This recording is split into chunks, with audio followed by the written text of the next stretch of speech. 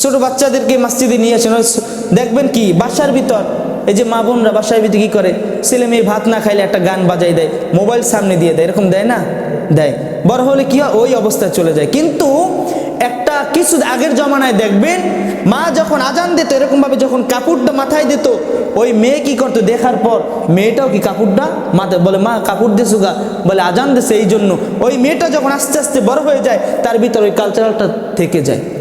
আবার যখন মা যখন নামাজ পড়তে যায়, মেয়েটাকে পাশে নিয়ে যায়, মা এখানে বসো, শয়তানি করবে। এই জন্য আগের জমানায় এরকম বল করতো, নামাজের জন্য মেয়েকেও পাশে নিত, মাও সেজদা দিত, মেয়েও সেজদা দিত।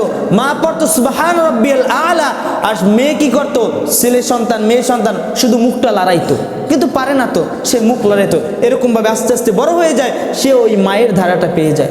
এই জন্য বলছে যে ছেলে মেয়ে জন্ম নেওয়ার পর থেকেই সর্বপ্রথম শিক্ষকই হলো মা।